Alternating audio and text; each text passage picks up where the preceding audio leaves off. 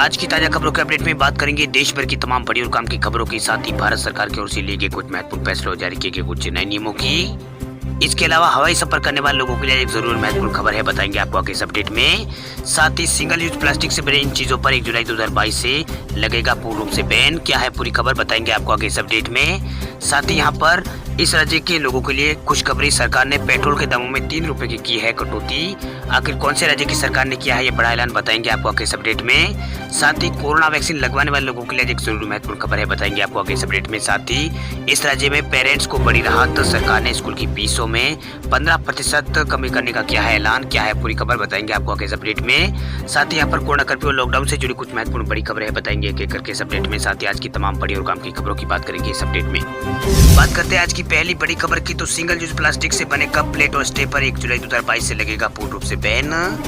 केंद्र सरकार ने 1 जुलाई 2022 से सिंगल यूज प्लास्टिक के इस्तेमाल, उत्पादन और बिक्री पर पूरी तरह से रोक लगा दी है। केंद्र सरकार ने सिंगल यूज प्लास्टिक के रूप में चिन्हित किए गए प्लास्टिक के उत्पादन, आयात और भंडारण और वितरण और बिक्री के इस्तेमाल पर यहाँ पर रोक लगाने के लिए संशोधन नियमों को अधिसूचित यहाँ पर किया है। इस श्रेणी में सिंगल यूज प्लास्टिक के बने कप और मिठाई के डिब्बे और इसके अलावा यहाँ पर सिगरेट के पैकेट पर चढ़ाई जाने वाली प्लास्टिक की परतें भी शामिल है। वही अधिसूचना में कहा गया कि 1 जुलाई 2021 से सिंगल यूज प्लास्टिक के उत्पादन, आयात और भंडारण और वितरण और बिक्री और इस्तेमाल पर रोक होगी। वही प्लास्टिक के यहाँ पर टिन युक्त ईयरबैड, गुब्बारे और प्लास्टिक से बनी यहाँ पर डंडी और प्लास्टिक के झंडे और लॉलीपॉप और आइसक्रीम के डंडे और सजावटी में इस्तेमाल होने वाले जो प्लास्टिक है उसके ऊपर भी यहाँ पर बैन लगाया गया है। इनके ऊपर यहाँ पर बैन लगा दी गई है। वही 12 अगस्त को जारी अधिसूचना के मुताबिक सामान ले जाने के लिए इस्तेमाल होने वाले प्लास्टिक बैग की मोटाई 30 सितंबर 2021 से 50 माइक्रोकॉन से बढ़ाकर 75 माइक्रोकॉन की जाएगी। वही 31 दिसंबर 2022 तक ये मोटाई 120 माइक्रोकॉन होगी। अब बात करते हैं अगली खबर की, तो तमिलनाडु सरकार ने पेश किया है बजट, पेट्रोल के दाम में 3 रुपए कमी करने का किया है ऐलान। देश में पेट्रोल डीजल के दामों में लगातार बढ़ोतरी से हर कोई परेशान है। जनता में बढ़ रहे आक्रोश को देखते हुए तमिलनाडु सरकार ने लोगों को राहत देने की पहल यहाँ पर की है। दरअसल तमिलनाडु सरकार ने शुक्रवार को राज्य का बजट यहाँ पर पेश किया। वही वित्त मंत्री ने यहाँ पर बजट पेश करते हुए अपना पहला पेपरलेस बजट पेश करते हुए उन्होंने पेट्रोल पर लगने वाली स्टेट एक्साइज ड्यूटी में 3 रुपए की कटौती करने का ऐलान किया। वही उन्होंने कहा कि इस फैसले से तमिलनाडु में पेट्रोल 3 रुपए सस्ता हो जाएगा। हालांकि इस फैसले से राज्य सरकार को सालाना यहाँ पर 1160 करोड़ रुपए का नुकसान यहाँ पर होगा। वही जानकारी के मुताबिक चेन्नई के अंदर पेट्रोल का भाव 102 रुपए और 49 पैसे प्रति लीटर है। वही डीजल का भाव 54 रुपए और 39 पैसे प्रति लीटर रहा। वह असेंबली बजट पास होने के बाद 3 रुपए की कमी आ जाएगी। आपको बता दें कि मई 2021 से देश में पेट्रोल डीजल के दामों में लगातार बढ़ोतरी हो रही है। वर्तमान में राजस्थान, मध्य प्रदेश, महाराष्ट्र, आंध्र प्रदेश, तेलंगाना, कर्नाटक, ओडिशा, तमिलनाडु, केरल और बिहार, पंजाब समेत 15 राज्यों में पेट्रोल की कीमत जो है वो 100 रुपए से ज्यादा है। वह एक्सपर्ट का मानना है कि तमिलनाडु सरकार के बाद दूसरे राज्य की सरकार भी यहाँ पर, दूसरे राज्यों की जो सरकारें हैं वो भी यहाँ पर पेट्रोल डीजल पर टैक्स कम करेगी, यानी उनके ऊपर भी टैक्स कम करने का दबाव बढ़ेगा। इससे वो भी अगले कुछ दिनों में अपने राज्यों में पेट्रोल डीजल के दामों को कम करने का ऐलान कर सकते हैं। खासकर अगले साल चुनाव में जाने वाले राज्य जैसे पंजाब, यूपी जैसे राज्यों में इसके दाम कम होने की संभावना जताई जा रही है। चलिए बात करते हैं अगली खबर की, तो राजस्थान में 1 सितंबर से खुलेंगे स्कूल, सरकार ने स्कूल लेकर जारी की है गाइडलाइन। राजस्थान में 1 सितंबर से कक्षा 9 से लगाकर 12वीं तक के स्कूल खुलेंगे। हालांकि कक्षा 1 से लगाकर 8वीं तक की कक्षाएं अभी ऑनलाइन ही चलेगी। राजस्थान सरकार ने स्कूलों को खोलने को लेकर गाइडलाइन भी जारी कर दी है। वही शिक्षण संस्थान में आने से पूर्व छात्रों को माता पिता की अनुमति लेना अनिवार्य होगा। वही माता पिता से लिखित अनुमति यहाँ पर लेनी होगी। वही सरकार ने कहा है कि विद्यालय परिसर में किसी भी विद्यार्थी या फिर शिक्षक अथवा कार्मिक को कोविड पॉजिटिव या फिर संभावित संक्रमण की स्थिति बनने पर विद्यालय प्रशासन द्वारा संबंधित कक्ष को 10 दिनों के लिए बंद किया जाएगा। वैक्सीन के दोनों डोज लगवाना यहाँ पर शिक्षक के लिए अनिवार्य होगा। वही 50% उपस्थिति के साथ 1 सितंबर से प्रदेश के सभी स्कूल, कॉलेज और विश्वविद्यालय और कोचिंग संस्थान खुलेंगे राजस्थान के अंदर। वही मुख्यमंत्री अशोक गहलोत मंत्री समूह की सिफारिश को अनुमोदन यहाँ पर अशोक गहलोत ने यहाँ पर कर दिया है। मुख्यमंत्री ने हरी झंडी इसको दे दी है। मुख्यमंत्री से यहाँ पर हरी झंडी मिलने के बाद राज्य के गृह विभाग ने शैक्षणिक संस्थानों के लिए गाइडलाइन यहाँ पर जारी कर दी है। गृह विभाग द्वारा जारी की गई गाइडलाइन के अनुसार कक्षा 1 से लगाकर 8वीं तक के विद्यार्थियों के लिए आगामी आदेशों तक ऑनलाइन माध्यम से ही कक्षाएं संचालित होगी। वे कक्षा 9वीं से लगाकर 12वीं तक के विद्यार्थी माता पिता की लिखित अनुमति से ही यहाँ पर स्कूल आ पाएंगे। वही प्रदेश के सभी कोचिंग संस्थान 50% क्षमता के साथ 1 सितंबर से शुरू होंगे। वही कोविड प्रोटोकॉल की मॉनिटरिंग यहाँ पर जिला मजिस्ट्रेट द्वारा यहाँ पर की जाएगी। वही जो गाइडलाइन जारी की गई उसमें क्या कुछ यहाँ पर कहा गया, तो शैक्षणिक और गैर शैक्षणिक कर्मचारी संस्थान के लिए संचालित ऑटो, बस और कुछ के चालक इत्यादि यहाँ पर 14 दिन पूर्व वैक्सीन की कम से कम एक डोज उनके लिए यहाँ पर अनिवार्य होगी, यानी एक वैक्सीन तो उनको लगी जानी चाहिए। वही प्रदेश के समस्त कोचिंग संस्थान अपने शैक्षणिक व अशैक्षणिक स्टाफ की वैक्सीन की दोनों खुराक ले चुके होना भी अनिवार्य होगा, ये यहाँ पर सरकार की ओर से कहा गया है। वही कोचिंग संस्थानों को ऑनलाइन पोर्टल covidinfo.rajasthan.gov.in पर संस्थान में अध्ययनरत विद्यार्थियों की संख्या, बैठक क्षमता और कुल स्टाफ व कार्मिकों व विद्यार्थियों के प्रतिशत वैक्सीनेशन सूचना अपलोड में करानी होगी। वही नियमित कक्षाओं के अध्ययन के लिए छात्रों की बैठक व्यवस्था एक सीट को छोड़कर एक जगह पर की जाएगी, यानी एक को मिटाकर एक सीट बीच में यहाँ पर खाली छूट जाएगी। वही विद्यार्थियों की स्क्रीनिंग की व्यवस्था करनी होगी। इसके अलावा अगर स्क्रीनिंग व्यवस्था नहीं होगी तो उन्हें प्रवेश यहाँ पर नहीं दिया जाएगा। वही परिसर में स्थित कैंटीन को आगामी आदेशों तक बंद रखने का आदेश सरकार की ओर से दिया गया है। वही किसी विद्यार्थी यहाँ पर शिक्षक या फिर कार्मिक में कोविड-19 लक्षण पाए जाने पर उसे तुरंत निकटतम अस्पताल और कोविड सेंटर यहाँ पर भेजा जाने की यहाँ पर इसको भर्ती करवाया जाएगा एवं संस्थान द्वारा एम्बुलेंस की व्यवस्था की जाएगी। बात करते हैं अगली खबर की, तो सरकार का बड़ा फैसला, महंगा होने जा रहा है हवाई सफर।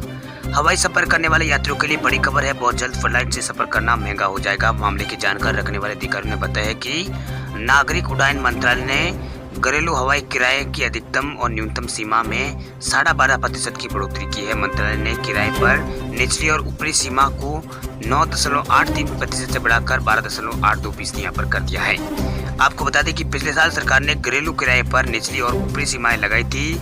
जब 25 मई 2020 को कोरोना वायरस के कारण 2 महीने का लॉकडाउन लगाया गया था, उसके बाद सेवाओं को फिर से शुरू किया गया था। हालांकि अब स्थिति काफी हद तक कंट्रोल में है और एयरलाइंस कंपनियां अधिक क्षमता के साथ उड़ान भर रही है। हालांकि सरकार ने घरेलू एयरलाइंस को अधिकतम क्षमता के साथ उड़ान भरने की अनुमति दी थी, क्योंकि बेहतर उपभोक्ता भावना के कारण घरेलू बाजार में मांग में सुधार होना शुरू हो गया था। वर्तमान में एयरलाइंस कंपनियों की उड़ान क्षमता 65 से बढ़ाकर अब 72.5 यहाँ पर कर दिया, 75% को कर दिया गया है।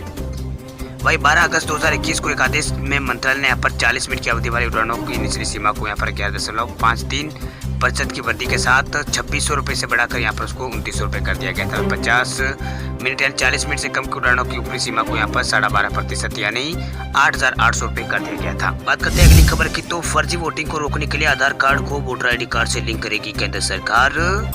केंद्र सरकार फर्जी मतदान और एक ही व्यक्ति के एक से ज्यादा वोटिंग लिस्ट में रजिस्ट्रेशन को रोकने के लिए आधार कार्ड नंबर को वोटिंग लिस्ट और वोटर ID कार्ड से जोड़ने की तैयारी में मोदी सरकार है। संभावना जताई जा रही है कि अगले साल 5 राज्यों के विधानसभा चुनाव संपन्न होने के बाद इसका ऐलान किया जा सकता है। वह सूत्रों के अनुसार सरकार इसके लिए तैयार है, लेकिन पहले उसे यहाँ पर कानून में संशोधन करना होगा। साथ ही डाटा सुरक्षा के फॉर्मवर्क को तैयार यहाँ पर करना होगा। मोदी सरकार इसके लिए यह कदम आसान, यहाँ पर मोदी सरकार के लिए जो कदम है वो आसान नहीं होगा। इसमें कानूनी अड़चने भी पैदा हो सकती है, लिहाजा से सरकार इसकी कामयाबी में 5 राज्यों के चुनाव संपन्न कराने के बाद यहाँ पर इस कार्य में जुटेगी। वही वोटिंग लिस्ट को आधार कार्ड से यहाँ पर जोड़ने के लिए केंद्र सरकार को यहाँ पर जनप्रतिनिधि अधिनियम के साथ आधार अधिनियम को संशोधन करना होगा, क्योंकि साल 2015 में सुप्रीम कोर्ट ने आधार अधिनियम की वैधता पर अपने फैसले में कहा था कि 12 अंकों की ID का इस्तेमाल केवल सरकारी कल्याणकारी योजनाओं का लाभ लेने और अन्य सुविधाओं के लिए यहाँ पर किया जाएगा। वही सुप्रीम कोर्ट ने कहा था कि अगर वोटर यहाँ पर लिस्ट को आधार कार्ड से इन सिस्टम से अगर जोड़ना चाहते हैं तो उसके लिए कानून की मदद सरकार को लेनी होगी। वही उच्च न्यायालय ने साल 2019 में गोपनीयता को मौलिक अधिकार घोषित करते हुए सरकार से डेटा सुरक्षा के लिए कानून बनाने के लिए यहाँ पर कहा था, जिसके बाद सरकार ने डाटा प्रोटेक्शन बिल यहाँ पर तैयार किया था। फिलहाल इस पर संसदीय समिति विचार कर रही है। चलिए बात करते हैं अगली खबर की, तो सितंबर तक मिल सकती है भारत में सिंगल डोज वाली Sputnik V light corona vaccine. 750 रुपये होगी कीमत। कोरोना वायरस के खिलाफ देश में तैयार हो रही रूसी वैक्सीन स्पुतनिक वी लाइट सितंबर तक भारत को यहाँ पर मिल सकती है। बताया जा रहा है कि सिंगल डोज वाली ये वैक्सीन शुरुआत में यहाँ पर सीमित संख्या में उपलब्ध होगी। इसकी कीमत 750 रुपये होगी। वही कंपनी ने इसकी इमरजेंसी यूज के लिए भी आवेदन यहाँ पर दे दिया है। भारत में अब तक आयात हुई स्पुतनिक वी का इस्तेमाल यहाँ पर हो रहा है।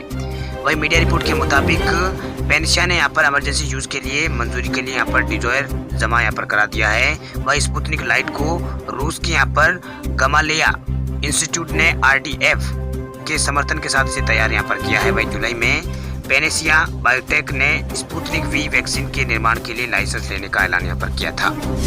बात करते हैं अगली खबर की, तो महाराष्ट्र में पेरेंट्स को बड़ी राहत। उद्धव ठाकरे सरकार ने स्कूलों की फीस में 15% कमी करने का किया है आदेश। कोरोना संकट के बीच महाराष्ट्र सरकार ने शैक्षणिक वर्ष 2021-22 के लिए माता पिता और छात्रों को बड़ी राहत देने का ऐलान किया है। सरकार की ओर से जारी आदेश में कहा गया है कि वर्तमान शैक्षणिक वर्ष में 15% फीस में कटौती की जाएगी। कोविड काल में माता पिता के सामने आर्थिक संकट को देखते हुए राज्य सरकार की ओर से फीस कटौती का ये निर्णय लिया गया है। नए आदेशों के बाद अब तक जिन अभिभावकों ने पहले फीस जमा करा दी उन्हें अगले महीने में पूरी तरह से यहाँ पर 3 भागों में वापस दिया जाना होगा या फिर अगले साल की फीस में यहाँ पर समायोजित करना चाहिए, मतलब करना पड़ेगा। आदेश में यह भी कहा गया है कि किसी भी स्कूल को यहाँ पर किसी भी तरह छात्रों को ऑनलाइन कक्षाओं में शामिल होने से नहीं रोकना चाहिए। साथ ही अगर वे फीस का भुगतान करने में असमर्थ है तो परीक्षा यहाँ पर देने देवे। यहाँ पर सरकार की ओर से ये कहा गया है। इससे पहले 28 जुलाई को महाराष्ट्र कैबिनेट की बैठक में राज्य के निजी स्कूलों में 15% फीस की कटौती को यहाँ पर मंजूरी दी गई थी। वही महाराष्ट्र कैबिनेट ने तब निर्णय लिया था कि फीस भुगतान का ढांचा ऐसा ही यहाँ पर हो कि कोई भी छात्र यहाँ पर शिक्षा से वंचित न रहे। लंबे समय से माता पिताओं की ओर से ये चिंता यहाँ पर जताई जा रही थी कि कई निजी संस्थान महामारी के दौरान भी मुनाफा कमा रहे हैं, जबकि इसकी वजह से कई माता पिता के सामने वित्तीय संकट की स्थिति यहाँ पर खड़ी हो गई थी। बात करते हैं अगली खबर की, तो लॉकडाउन की पाबंदियों में बंगाल के लोगों को बड़ी राहत। सरीमा समेत इन चीजों पर सरकार ने दी है छूट। कोरोना की तीसरी लहर की आशंका के बीच बंगाल सरकार ने लोगों को छूट देने का यहाँ पर सरकार काम कर रही है। देश के कई राज्यों में जनता को कोविड की वजह से लगे प्रतिबंधों में छूट देने का काम किया है। वहीं पश्चिम बंगाल की ममता सरकार ने प्रतिबंधों के बीच लोगों को राहत देने का ऐलान किया है। राज्य की सीएम ममता बनर्जी ने कहा है कि बंगाल में कोरोना के हालात काबू में है, लेकिन तीसरी लहर का खतरा अभी भी बरकरार है। वैसी को देखते हुए बंगाल सरकार ने अभी यहाँ पर लोकल ट्रेनों को चलने की अनुमति नहीं दी है, जबकि दूसरे राज्यों से लोकल ट्रेनों की सेवा यहाँ पर शुरू कर दी गई है। मतलब जो दूसरे राज्य की जो ट्रेनें हैं वो यहाँ पर शुरू हो चुकी है, लेकिन बंगाल में अभी तक लोगों को इसके लिए इंतजार करना होगा। हालांकि सरकार ने कोविड से जुड़ी कुछ पाबंदियों में यहाँ पर ढील जरूर दी है, जिससे लोगों को राहत मिलने की पूरी उम्मीद जताई जा रही है। सरकार द्वारा जारी की गई गाइडलाइन में 15 अगस्त को समाप्त होने वाली थी, जो गाइडलाइन थी वो 15 अगस्त को समाप्त होने वाली थी। राज्य सरकार ने इसके समापन से पहले 30 अगस्त तक के लिए नई गाइडलाइन जारी कर दी है। सरकार ने 30 अगस्त तक लॉकडाउन को जारी रखा है। वही बंगाल में नाइट कर्फ्यू में ढील दी गई है। अब लोग रात 11 बजे से यहाँ पर काम पर वापस लौट सकते हैं। 11 बजे से रात पे काम से वापस लौट सकते हैं या फिर किसी काम से बाहर जा सकते हैं। पहले राज्य में 9 से 5 बजे तक नाइट कर्फ्यू लगाया गया था, अब इसे 11 से 5 कर दिया गया। इसके अलावा रविवार से सिनेमा हॉल और स्विमिंग पूल 50% क्षमता के साथ खोले जा सकते हैं। पहले इन चीज़ों को खोलने के लिए पूरी तरह से पाबंदी यहाँ पर लगाई गई थी, अब सरकार ने इसे पाबंदियों को हटा दिया है। बात करते हैं अगली खबर की, तो यूपी बिहार समेत देश के इन राज्यों में झमाझम बारिश के आसार। मौसम विभाग ने जारी किया है अलर्ट। देश भर में मौसम लगातार बदल रहा है। दिल्ली में कभी गर्मी तो कभी बारिश दर्ज हो रही है। वही यूपी बिहार समेत पूर्वोत्तर भारत में लगातार बारिश का अलर्ट जारी किया जा रहा है। अगर मौसम विभाग के ताजा अपडेट की बात करें तो आज भी दिन भर यहाँ पर ज्यादातर राज्यों में बारिश का अलर्ट जारी किया गया। इधर इस वक्त पहाड़ी राज्य उत्तराखंड में मामूली बारिश आपत बनकर यहाँ पर जो बारिश है वो यहाँ पर मानसून जो बारिश है वो आपत बनकर बरस रही है। यहाँ भी भारी बारिश के चलते कई मकान ध्वस्त हो गए। वही बिहार के लिए भी मौसम विभाग ने बारिश का अलर्ट जारी किया है। यहाँ 10 जिलों के लिए भारी बारिश का अलर्ट जारी किया गया। साथ ही वज्रपात को लेकर भी अलर्ट जारी किया गया। वही राजधानी पटना में भी भारी बारिश के आसार जताए जा रहे हैं। आपको बता दें कि मौसम विभाग की तरफ से देश भर में मानसून मौजूदा यहाँ पर जो मानसून है वो मौजूदा यहाँ पर मौजूदा कमजोरी और अगले 5 दिन तक यहाँ पर यानी यहाँ पर 16 तारीख तक ये यहाँ पर कमजोर बना रहेगा। इधर यहाँ पर पूर्वोत्तर और पूर्वोत्तर भारत, इसके अलावा उत्तरी हिस्सों में बिहार में बनी हुई अत्यधिक बारिश की स्थिति यहाँ पर कल तक बनी रहने की उम्मीद है। इसके बाद यहाँ बारिश का दौर थोड़ा यहाँ पर कमजोर हो जाएगा। मीडिया रिपोर्ट के मुताबिक भारत में 1 जून से 10 अगस्त तक सामान्य से 5% कम बारिश दर्ज हुई है। वही मौसम विभाग द्वारा जारी किए गए आंकड़ों के मुताबिक देश में 1 जून से 10 अगस्त तक देश में सामान्य से 5% यहाँ पर बारिश कम हुई है। वही राजधानी दिल्ली में फिलहाल उमस भरी गर्मी से राहत मिलने वाली नहीं है लोगों को। रिपोर्ट के मुताबिक हफ्ते में तक ऐसा ही मौसम यहाँ पर बना रहेगा। अभी दिल्ली वासियों को गर्मी से राहत राहत मिलती हुई नहीं दिख रही है। वही असम और मेघालय में भी आज बारिश का अलर्ट यहाँ पर जारी किया गया है। यहाँ भी कई इलाकों में भारी तो कई इलाकों में हल्की बारिश की संभावना जताई गई है। वही पूर्वी उत्तर प्रदेश, बिहार, झारखंड, पश्चिमी बंगाल और गंगा से लगते इलाकों में यहाँ पर कई इलाकों में व्यापक वर्षा का अलर्ट मौसम विभाग की ओर से जारी कर दिया गया है। आपको बता दें कि देश के कई राज्यों में इस वक्त जमकर बारिश हो रही है। बिहार, यूपी और इसके अलावा यहाँ पर उत्तराखंड, हिमाचल प्रदेश में लगातार जो बारिश का दौर है वो लगातार जारी है, जिससे लोगों को यहाँ पर परेशानियों का सामना भी यहाँ पर परेशानियों का सामना यहाँ पर लोगों को करना पड़ रहा है। इसके अलावा मध्य प्रदेश के यहाँ पर इस बार 16 जिलों में कम बारिश हुई है। भोपाल में पारा 30 डिग्री हुआ है पार। मध्य प्रदेश में एक महीने में सबसे ज्यादा समय से चल रही बारिश का दौर फिलहाल थम गया है। वहीं प्रदेश में ज्यादातर जिलों में बारिश से लोगों को राहत मिली थी। इसके थमने के बाद ही लोग उमस और गर्मी से बेहाल नजर आए। भोपाल में कल यहाँ पर तापमान 31 डिग्री पार हो गया। वही मौसम विभाग ने बताया कि ग्वालियर चंबल अंचल में जो अंचल है उसमें यहाँ पर बाढ़ से प्रभावित ये इलाके हुए, लेकिन फिर भी प्रदेश में बारिश का कोटा पूरा नहीं हुआ है। प्रदेश में 1 जून से 13 अगस्त तक यहाँ पर सामान्य से 6% बारिश यहाँ पर कम हुई है।